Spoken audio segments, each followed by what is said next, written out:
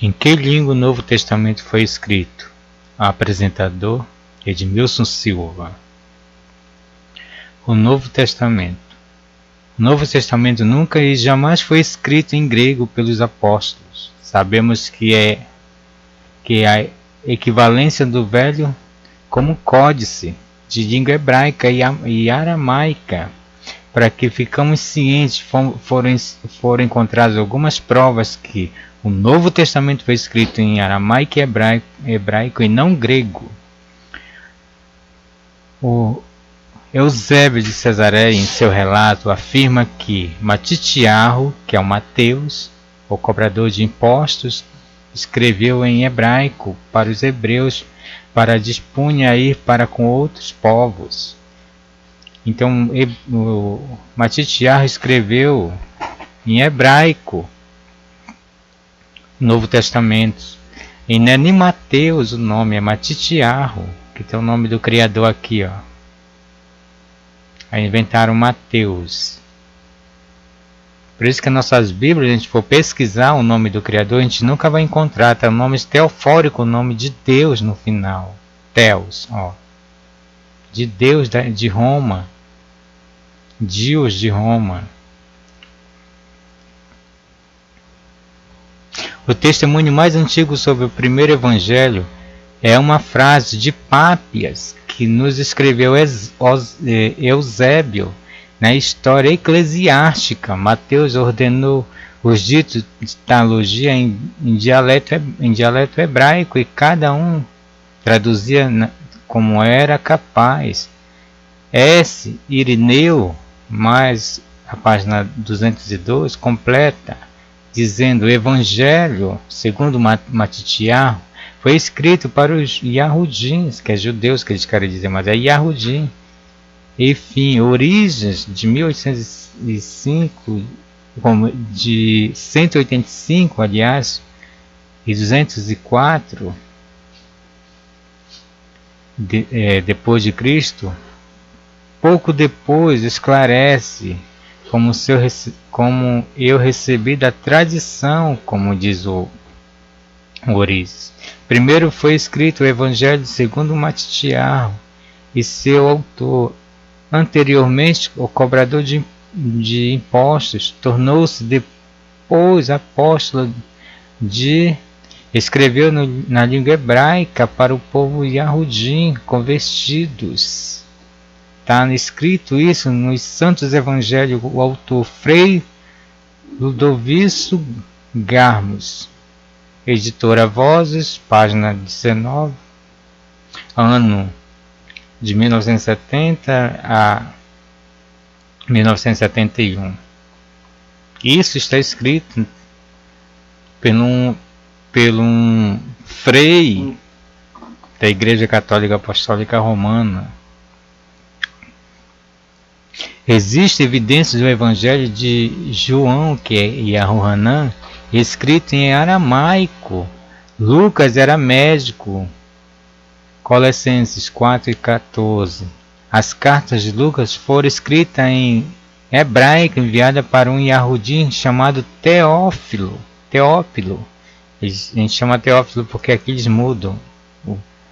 Ao qual queria ser bem informado. Lucas 1 a 4, Atos de 1 e 2. Shaul, que eles chamam de Paulo, de Tarso, participador e defensor da seita dos Nazireus, em Atos 24 e 5, provavelmente filho de grego com Yahudim, nasceu em Tarso, na Sicília, falava a língua aramaica. Atos 21, 31, ou 39, aliás, a 40, Atos 22, versículo 1, 2 e 3. Foi instruído na lei dos Yahudim, judaica, por um dos membros dos principais grupos religiosos dos fariseus, o Gamaliel, um Yahudim, doutor da lei e zeloso por Elohim. Atos 22, 3 e capítulo 5 e 34, Paulo também se passava por romanos, devidamente à sua descendência romana. Paulo era filho de judeus, que é de Yahudim, com grego. Ele passava tanto pelos Yahudim, como também se passava por grego. Atos 22, 25 a 29. Provavelmente falava as duas línguas, grega e hebraica, juntamente com Tito, Atos 16, 1 a 4. Ambos parceiros na pregação do Evangelho, enviavam suas cartas a Lucas, por ser informados das viagens. E através dessas cartas, enviadas na língua hebraica, Lucas narrou o livro de Atos dos Apóstolos. Paulo, que é o Shaul, se dedicou totalmente à pregação do Evangelho, de tal modo que convenceu os Yahudins na Macedônia, afirmando que o Yahushua, que na língua dele que eles quer dizer Yahweh é a salvação, era o Mashiach. Que eu sou a salvação, no hebraico significa que Yahweh é a salvação, era o Mashiach, Atos 18:5. Pedro e João eram iletrados, simples, sem cultura. Ambos pregavam que o Mashiach falava, falava, no caso que eles ouviam, e fazia, eles avistavam, os apóstolos avistavam e ouviam. Por isso que ele escreveu da maneira dele. Atos 4:3-20. Narraram o Evangelho na sua própria língua, na época, o aramaico. Perceberam até as Escrituras afirmam esses fatos. Os apóstolos pregavam para os descendentes dos Yahudim dispersos de Israel, desde a época de Esdras e Neemias. Os dispersos de Israel casados com os estrangeiros.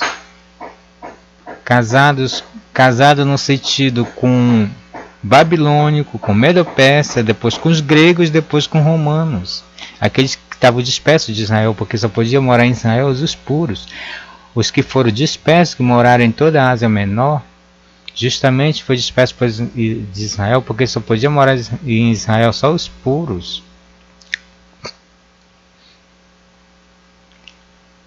Sim, no tempo de Esdras, como sacerdote, Neemias como governador, Neemias 8:9.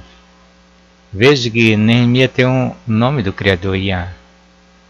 Ao aplicarem a lei rigorosamente, dispensaram a maior parte do povo que estava em pecado, casado com estrangeiros, e só podia morar em Jerusalém, que quero dizer, somente os puros. Neemias 10:30. Veja a recomendação de Mashiach. Não ires ao caminho dos gentios, dos nobres, dos generosos, delicados. Gentio significa isso, nobres, generosos e delicados. Entrais nas cidades dos samaritanos, mas antes ide as ovelhas que se perderam da casa de Israel.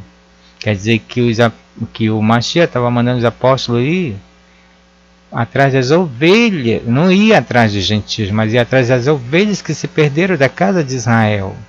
Mateus 10:11. Veja que eles pregavam para o povo descendente de Israel, aqueles que eram casados com o estrangeiro, e foi dispenso desde Esdras e Neemias.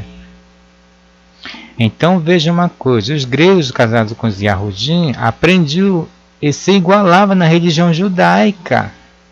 Era por isso que nas sinagogas tinha gregos como membros e manejavam as duas línguas, a hebraica e grega. Essas sinagogas, conhecidas como igreja para nós, eram espalhadas em todo o território romano, principalmente na Ásia Menor. Paulo e Barnabé se dedicavam aos gentios, os nobres. Paulo e Barnabé se dedicavam aos nobres.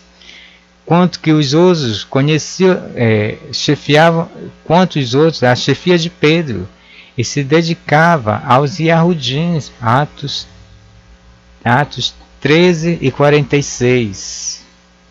Veja só que eles não foram totalmente para os gregos, foram para a descendência judaica, filho de judeus com gregos.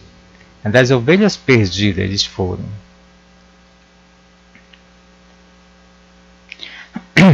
De certo também que Paulo fez seus discursos para os Yahudim estrangeiros no dia de Pentecostes. Falava na língua hebraica, Atos 2, 5 a 29. Os demais usados pelo Espírito. Falava na língua dos estrangeiros, na línguas estrangeiras, por muitos não conhecerem o hebraico, não entenderem a língua hebraica. Então o Espírito usava os outros membros para falar na língua do povo estrangeiro, como por exemplo, se tivesse aqui estrangeiro como que falava inglês, japonês, francês, isso, aquilo, o Espírito usava essas pessoas para falar na língua deles, para repassar para eles o Evangelho na língua deles. Não é falar línguas estranhas dentro das igrejas como a gente se vê hoje em dia. De fato que desde quando o reino de Israel passou por restauração, a educação já tinha alcançado o processo linguístico do hebraico através do Tanakh, o livro sagrado, através de Esdras e Neemias. Quando chegou no primeiro século, no sentido, o povo já sabia muito bem manejar o hebraico e muito bem o hebraico. Como tinha dito antes, que o hebraico foi formulado pelo alfabeto aramaico. O Mashiach na época pregava e curava os gregos, filhos dos Yahudins, com gregos, dispersos, conhecido como Yahudim grego, e salvar as ovelhas perdidas da casa de Israel. João 7,35 disseram, pois, aos Yahudins, uns aos outros, para onde irá ele? Que não o acharam, irá porventura a dispensação, olha, entre os gregos, ensinará aos gregos. Por quê? Porque os gregos, filho de Yahudim, da dispensação de Israel, veja a palavra dispensação lá, ele foi ensinar os filhos dos Yahudins que são gregos.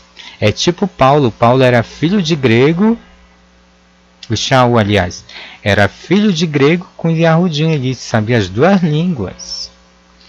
A população Yahudim era muito grande na época, isso se estima desde o cativeiro babilônico. E a maioria dos homens eram casados com as estrangeiras, principalmente com a nação anterior, e depois com os gregos. Anterior no sentido, como eu disse, babilônico, medo-persa. Depois começaram a casar com gregos, depois foi com romanos. Na pregação do Evangelho para os gregos gentios, havia uma enorme dificuldade, não pela tradução linguística, mas pela transliteração dos nomes. Por isso que havia razões em dizer que a pregação da palavra era exclusivamente para os Yahudim e depois para os gregos. Em Romanos 1,16. Por quê?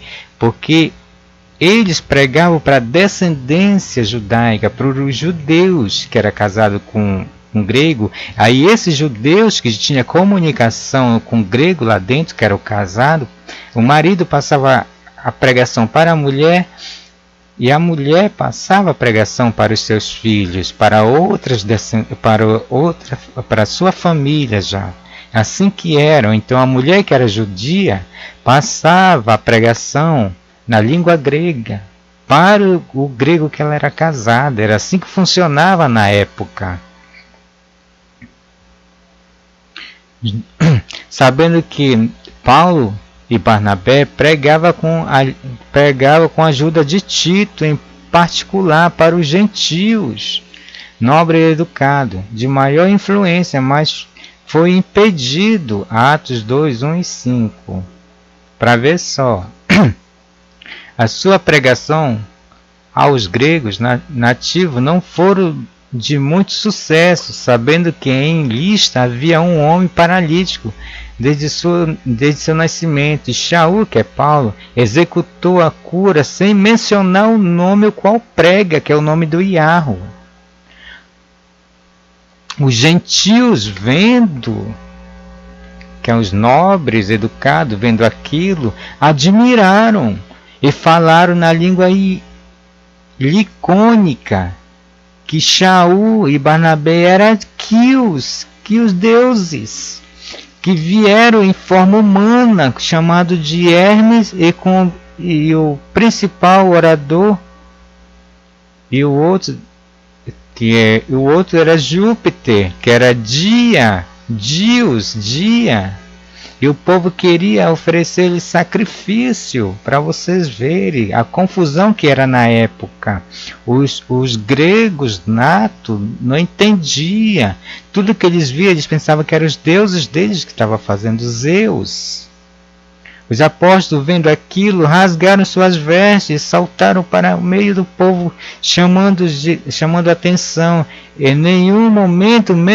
Naquele momento, em nenhum momento ele mencionou o nome do Criador, porque não tinha como traduzir, transliterar o nome do Criador, que é Yahweh. Não tem letra correspondente para o grego o nome Yahweh. Atos 14, 12. Por isso que ele só pregava para a nação judaica, dispersa do povo de Israel, da dispensação que era casado com gregos. Então era mais fácil um Yahudim, que é casado com grego, passar a pregação para um grego, que ele ia entender muito bem de que pregar para os gregos em geral, que os gregos não iam entender, iam pensar que era da sua própria cultura, Zeus que estava fazendo aquilo.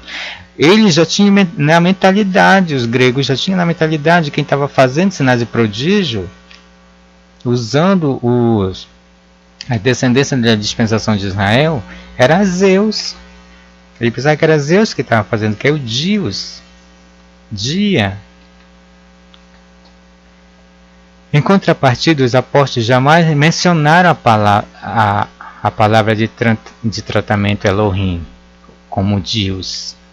Seria difícil, sabendo que os gregos tinham em mente um ser luminoso, brilhante na época, que era Zeus, o Dia. Também os mesmos pregavam o nome do Criador, assim como do Filho em hebraico. Quer dizer que Paulo e Barnabé pregavam o nome do Criador e do Filho em hebraico. É por isso que os evangelhos do Novo Testamento jamais foram escritos em grego, apenas traduzidos da má fé.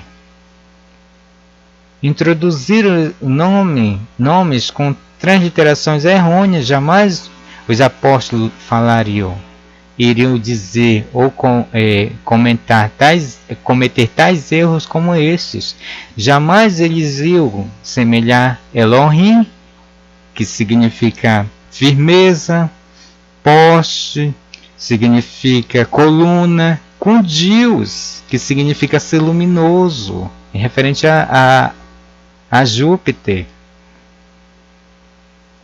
O tratamento o tetragrama conhecido na época como Iarro, para a palavra Curios, Senhor no grego. Jamais eles iam fazer essa comparação, ocultar para o grego o nome do Criador, chamar de Curios, que significa Senhor. Ruach, Iarro, que é para o pneuma, jamais eles iam falar pneuma rangio para o grego, que é Espírito Santo que eles querem dizer. Jamais eles iam usar essa forma para o grego. Yahushua como o verdadeiro nome do Messias, que é o Mashiach, para Yeshua, mudado. Jamais ele ia mudar. Que eles querem, na linguagem hebraica, quer dizer Yahushua, significa Yahu, é a salvação, ou eu sou a salvação, para Yeshua, a sua salvação. Jamais eles iam fazer isso. Ou então simplesmente para Jesus, jamais de Yahushua para Jesus. Olha o nome mudado. Jamais colocareis elementos abomináveis na palavra do Criador. Jamais eles usariam o elemento grego abominável na palavra do Criador. Jamais mudaria o nome. Isso a lei proíbe. A própria lei do Criador proíbe. A lei do Criador já diz que não é para mudar o nome. O nome consta no povo e na cidade de Israel. Os apóstolos pregavam o nome do Criador e do Salvador como afirma as Sagradas Escrituras do Novo Testamento. Eles pregavam o nome do Criador e do Salvador normalmente, no nome original. Onde estão os nomes originais então na Sagrada Escritura do Novo Testamento? Não aparece. Nem do próprio Criador. E o Filho tem o mesmo nome do Criador, não aparece. Nenhum dos nomes apresentados pela Bíblia cristã são originais hebraicas. Nenhum, todos foram mudados. Até mesmo dos apóstolos foram mudados. Contudo, a profecia se cumpre em Jeremias 11:19, Jeremias 34:16, Zacarias 36:20, Isaías 14 e 14, também 12:14. Todas essas profecias se cumprem. Jamais eles iam fazer essa burrice. O filho jamais do nome Yahweh ia chamar Jesus no grego. Jamais. Não sei de onde eles tiraram isso, mas pelo fato que eu vejo, eles usaram elementos da cultura dele. Algum elemento da cultura dele para colocar, comparavelmente, para colocar no nome do Criador, para colocar como nome do Messias. O inimigo de nossas almas tomou o lugar do Criador pelos tetragramas, como os vimos antes, com o nome Jeová e Yahvé. A palavra Deus, Espírito Santo e Jesus Cristo não são nomes verdadeiros, são nomes mudados. Principalmente Jesus, que não tem o significado de salvação. Por isso que eles acrescentaram Cristo para compor que seja ungido. As cartas de Paulo, de Shaul, que eles querem dizer Paulo, que não é esse nome. Olha a palavra Shaul no hebraico para Paulo. É diferente. Não é a mesma pronúncia. A gente tem que pronunciar Shaul. Era enviada para as igrejas dos Yahudins. Yahudins e grego disperso pela lei. Desde Esdras e Neemias, espalhados no território romano, na Ásia Menor, quer dizer. As cartas de Shaul foram enviadas para as igrejas dos Yahudins espalhadas no território da Ásia Menor. A língua hebraica, como a aramaica, é muito diferente da grega, por falta de letras sonoras da correspondente letras sonoras do grego. Existem letras no hebraico que o grego não dá correspondência. O livro de Atos é uma das referências sobre a pregação dos apóstolos aos Yahudins, casados com os estrangeiros e suas descendências, levando também os gentios nobres. O filme de Atos, palavras por palavras, da Visual Internacional e Visual Internacional, da BV Filmes, se você prestar atenção, se você pegou essa informação e for ver, é uma coisa bem quase aparente naquela época. É uma referência quase aproximada. É uma referência aproximada no sentido. Mas não chega a ser. A proibição da divulgação do nome do Criador e do Salvador pelo Império era grande na época. Os mesmos perseguiam e açoitavam, prendiam, até mesmo matavam qualquer que proclamasse o autor da vida, que era o Mashiach, o Yahushua. O próprio Cláudio decretou que todos os Yahudim que residissem em Roma deixassem, que residiam em Roma, devido às revoltas e descontentamento dos Yahudim no governo e os aumentos de constantes de seguidores no novo conceito do Salvador, que os judeus deixassem Roma. Cláudio decretou para que os Yahudim deixassem Roma. Decretou como lei. No passado, a antiga religião romana, que adorava vários deuses, incorporou-se divindade grega, persa e egípcia na época, Mesopotâmia e de outros povos. Todas as seitas e crenças eram toleradas em Roma, com exceção do judaísmo. O judaísmo não era aceito em Roma. Por isso que ele fazia perseguição. E o judaísmo que se separava o máximo possível das idolatrias e de tudo que o Eterno proibia, e cujos seguidores eram perseguidos com extrema violência. Os judeus eram perseguidos com extrema violência e tortura e morte pelos gregos. Por isso que eles se recusavam a praticar recusava a praticar dos cultos dos deuses romanos e não reconheciam o caráter divino atribuído ao imperador. Os Yahudim não reconheciam o imperador como Elohim. Então foi considerado como ameaça religiosa romana pagã, como inimiga do Estado. Mas as perseguições continuavam. Contaram-se historicamente 11 grandes perseguições ao povo Yahudim, verificado no governo de Nero, Domiciano, Marcos Aurélio, Antíoco Epifanes, Septimo Severo, Maximino, Décio, Valeriano, Aureliano e Diocleciano. Os Yahudins entravam em seus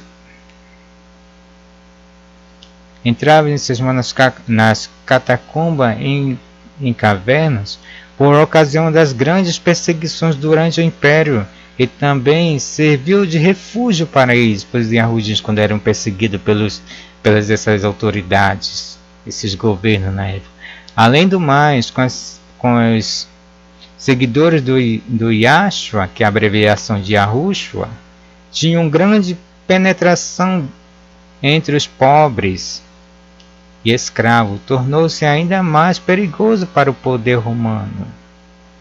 Eu falei aqui Yahshua porque é a abreviação de Yahushua, mas o certo é Yahweh e a salvação. Essa situação só começou a modificar quando o imperador Aélio Adriano forçou todo o império a adorar a estátua de Zeus em 135 depois de Cristo, ocasionando a diáspora dos Yahudim e adeptos do novo conceito, seguidores do Yahshua, que é Yahushua, que é o Yahu. Com a proibição do nome do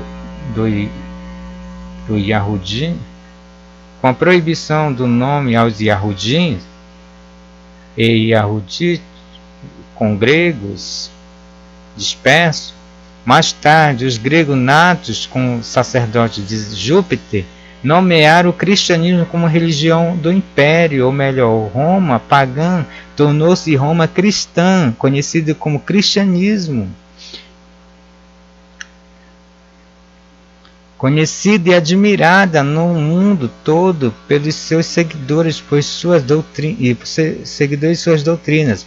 Mais tarde foi oficializada. Os historiadores nunca depararam com os tais erros históricos de como o Império Romano tornou-se cristão, depois da diáspora com poucos adeptos. Só mesmo a descendência grega, os gregos que fundaram o cristianismo. Não foi os seguidores do Yahushua. O que aconteceu que os gregos pegaram de início a seita dos nazireis, que estava ainda ganhando força. E o Mashiach, como tinha vindo da seita dos nazireis, fizeram essa coisa. Por isso que o Mashiach fala em Mateus que não é para dar ouvido aos que vierem no nome dele, que para os Yahudins fugirem para a montanha, saírem de suas casas, procurar refúgio. Porque vinha o abominável, eles iam colocar o abominável. Depois da destruição do templo, isso ele vem explicando para os apóstolos. Antes do cristianismo, existiam 3 seitas dos Yahudim, que a enciclopédia italiana relata. Enciclopédia italiana relata, os quais Yahudim messiânico, seitas dos caminhos e seita dos nazireis. Existiam essas 3 seitas na época. Que essa seita dos nazireis que Roma pegou para formar o cristianismo para si, para resgatar o Império Romano que estava decaindo na época. A última, a qual Shaul fala, eu faço parte dela. Contudo, a história e a arqueologia nunca suspeitaram dessas mudanças dominadora linguística pelos imperadores na época. É inacreditável, depois da dispensação do povo de Israel, que Israel e suas descendências estrangeiras, logo o cristianismo em 391 depois de Cristo foi oficializada, que entre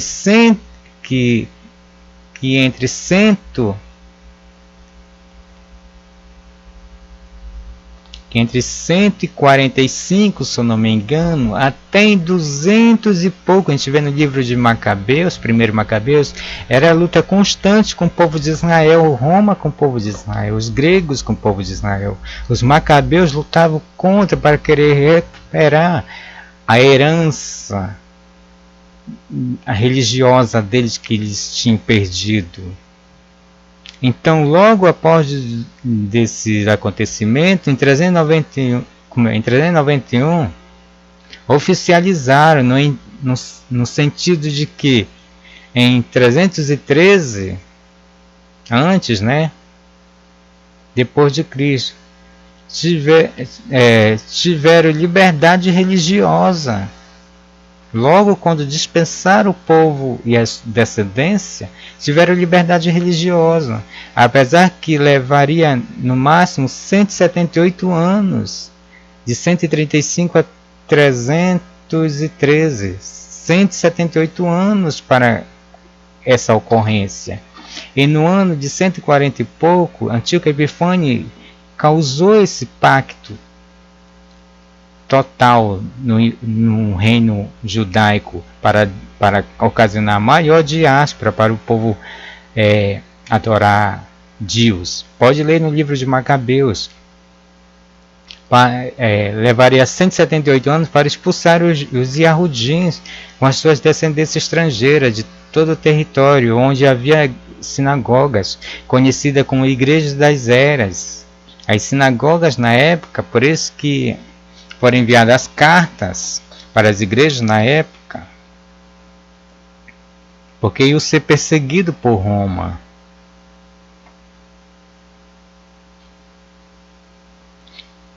enviado às 7 igrejas da Ásia nesse período, quando elas estavam envolvidas em idolatrias pela cultura romana. Elas também estavam envolvidas elas eram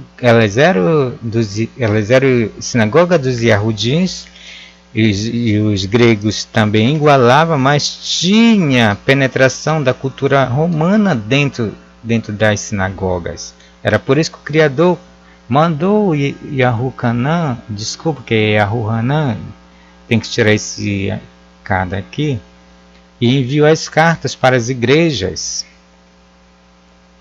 justamente nessa época, antes da destruição de Roma, antes que Roma destruísse o povo. Mas só que não se converteram e foram todos dispersos. Este no momento é o final. Peço desculpa por alguma coisa, mas estude, analise, pesquise, porque é o único meio. A cultura grega foi implantada dentro da palavra do Criador. Foi daqui que eles começaram a pegar e colocaram Jesus Cristo, que não é Jesus Cristo. O nome do Criador é Yahu, Shua. Yahu é o nome do Criador, Shua é a salvação. Então eles chamavam, os Yahudis chamavam de Yahushua. Mas na nossa linguagem nós dizíamos Yahu é a salvação. Então este é o certo. Então implantaram os Zeus. Essa é a história do povo Yahudim, que a história nunca te contou. Leia, reflita, vai fazendo faz parar e busque livros que têm essas informações também, para você constatar que foi isso que aconteceu no passado. Eu agradeço a vocês e muito obrigado. Shalom.